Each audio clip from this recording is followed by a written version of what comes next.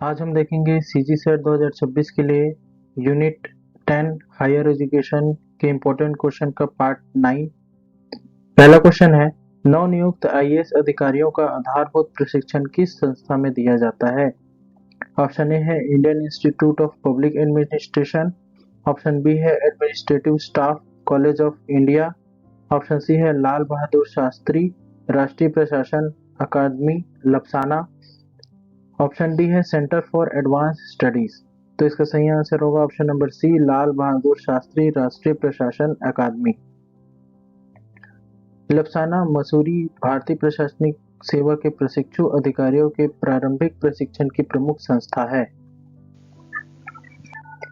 Second question है, UGC अधिनियम 1956 की धारा 3 के अंतर्गत घोषित डीम्ड विश्वविद्यालयों को निम्नलिखित में से किसकी अनुमति नहीं है?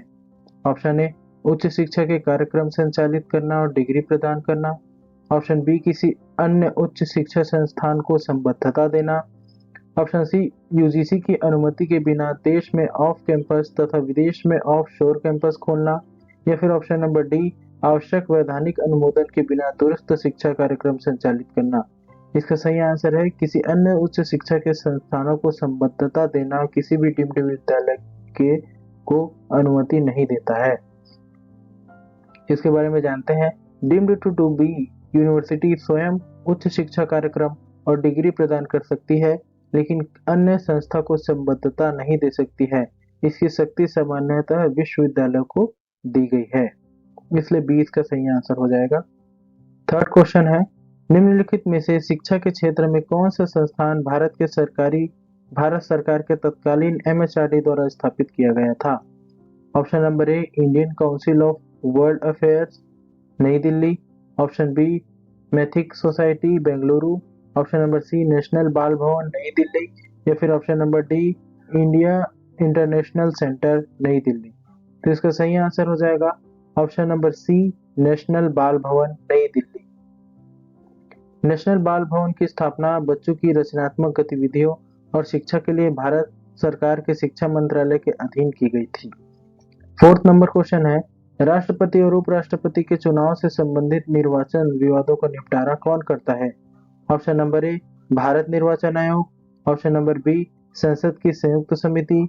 ऑप्शन नंबर सी भारत का सर्वोच्च न्यायालय। या फिर ऑप्शन नंबर डी केंद्रीय निर्वाचन अधिकरण। तो इसका सही आंसर होगा ऑप्शन नंबर सी भारत का सर्वोच्च न्यायालय। संविधान के अनुच्छेद 71 के अनुसार राष्ट्रपति और उपराष्ट्रपति के निर्वाचन से संबंधित विवादों का अंतिम निर्णय सर्वोच्च न्यायालय करता है। फिफ्थ नंबर क्वेश्चन है, मूल्य शिक्षा विद्यार्थी को क्या बनाती है? ऑप्शन नंबर ए अच्छा नागरिक। ऑप्शन नंबर बी सफल व्यवसायी। ऑप्शन नंबर सी लोकप्रिय शिक्षक। या फिर ऑप्शन नंबर डी कुशल प्रबंधक। तो इसका सही ऑप्शन होगा ऑप्शन नंबर ए अच्छा नागरिक। मूल्य शिक्षा नैतिकता, जिम्मेदारी, सहिष्णुता और सामाजिक उत्तरदायित्व विकसित करके विद्यार्थी को अच्छा नागरिक बनाने में सहायक होती है।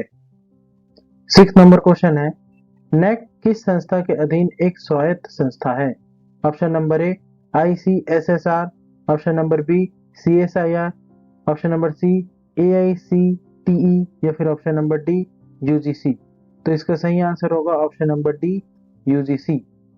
राष्ट्रीय मूल्यांकन एवं प्रत्यानयन परिषद नेक यूजीसी के अधीन उच्च शिक्षा संस्थानों के मूल्यांकन और प्रत्यानयन का कार्य करती है। सेवन नंबर क्वेश्चन है, महात्मा गांधी अंतरराष्ट्रीय हिंदी विश्वविद्यालय का मुख्यालय कहाँ स्थित है? Option A Sevagram. Option B New Delhi. Option C Wardha. या फिर ऑप्शन डी अहमदाबाद। तो इसका सही आंसर होगा ऑप्शन नंबर सी वर्धा।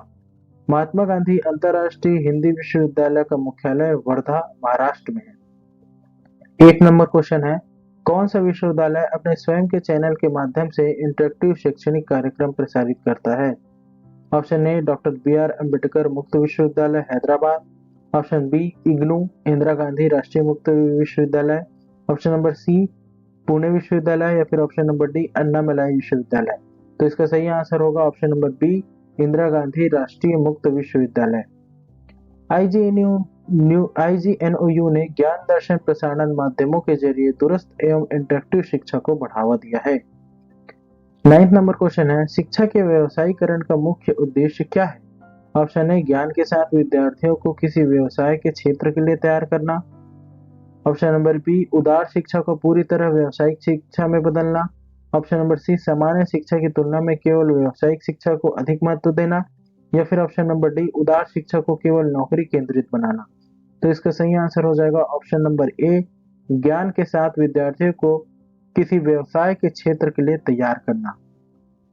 व्यवसायीकरण का उद्देश्य सामान्य ज्ञान के साथ व्यावसायिक कौशल को और रोजगार योग्य दक्षताएं विकसित करना होता है। नेक्स्ट क्वेश्चन है क्वेश्चन नंबर 10। नई दिल्ली स्थित राष्ट्रीय संग्रहालय किसके अधीन है? ऑप्शन नंबर ए दिल्ली विश्वविद्यालय। ऑप्शन नंबर बी डीम्ड विश्वविद्यालय। ऑप्शन नंबर सी जेएनयू का अधीनस्थ कार्यालय।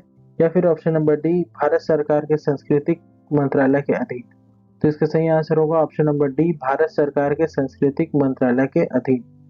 राष्ट्रीय संग्रहालय भारत सरकार के सांस्कृतिक मंत्रालय के प्रशासनिक ढांचे से ही संबद्ध है। 11th नंबर क्वेश्चन है निम्नलिखित में से कौन सा संस्थान नई दिल्ली में स्थित नहीं है? Option A Indian council of cultural relations. Option B Indian council of scientific research. Option number C national council of educational research and training. या फिर option number D Indian institute of advance studies. तो इसका सही answer होगा option number D Indian institute of advance studies. इसके बारे में जानते हैं। Indian institute of advance studies Shimla में हिमाचल प्रदेश में स्थित है। 12th नंबर क्वेश्चन है राष्ट्रीय ज्ञान आयोग की 1500 विश्वविद्यालय स्थापित करने की सिफारिश का प्रमुख उद्देश्य क्या था? ऑप्शन ए अधिक शिक्षक नौकरियां पैदा करना। ऑप्शन नंबर बी उच्च शिक्षा में विद्यार्थियों के नामांकन में वृद्धि सुनिश्चित करना। ऑप्शन नंबर सी निजी उच्च शिक्षा संस्थानों को सार्वजनिक संस्थाओं से बदलना। या फिर ऑप्शन नंबर डी ग्रामीण क्षेत्रों से शहरी क्षेत्रों की ओर विद्यार्थियों की आवाजाही बढ़ाना। तो इसका सही आंसर हो जाएगा ऑप्शन नंबर सी उच्च शिक्षा में विद्यार्थियों के नामांकन में वृद्धि सुनिश्चित करना। राष्ट्रीय ज्ञान आयोग ने उच्च शिक्षा की क्षमता बढ़ाने और अधिक विद्यार्थियों को उच्च शिक्षा तक पहुंच देने के लिए विद्यार्थियों की संख्या बढ़ाने की सिफारिश की थी। 13 नंबर क्वेश्चन है भारतीय संविधान के अनुच्छेद 120 के अनुसार संसद में कार्य किस भाषाओं में किया जाएगा? ऑप्शन ए केवल अंग्रेजी। ऑप्शन बी केवल हिंदी। ऑप्शन सी हिंदी और अंग्रेजी दोनों। या फिर ऑप्शन नंबर डी 8वीं अनुसूची में शामिल सभी प्रकार की भाषाएं। तो इसका सही आंसर हो जाएगा ऑप्शन नंबर सी हिंदी और अंग्रेजी दोनों। अनुच्छेद 120 के अनुसार संसद का कार्य हिंदी या अंग्रेजी में किया जा सकता है। साथ ही निर्धारित संवैधानिक प्रावधानों के अनुसार मातृभाषा में बोलने की भी अनुमति दी जा सकती है। इसलिए ऑप्शन सी सही है। 14 नंबर क्वेश्चन है कोठारी आयोग का रिपोर्ट का शीर्षक क्या था? ऑप्शन ए शिक्षा और राष्ट्रीय विकास। Option B learn to be adventure. या फिर option number C diversification of education. या फिर ऑप्शन नंबर डी एजुकेशन और सोशलाइजेशन इन डेमोक्रेसी। तो इसका सही आंसर हो जाएगा ऑप्शन नंबर ए शिक्षा और राष्ट्रीय विकास। शिक्षा आयोग 1964 टू 66 जिसे कोठारी आयोग कहा जाता है, इसकी रिपोर्ट का शीर्षक एजुकेशन एंड नेशनल डेवलपमेंट था। इसलिए इसका आंसर ऑप्शन ए हो जाएगा। 15 नंबर क्वेश्चन है भारत के राष्ट्रीय शिक्षा दिवस के संबंध में निम्नलिखित में से कौन सा कथन सही नहीं है?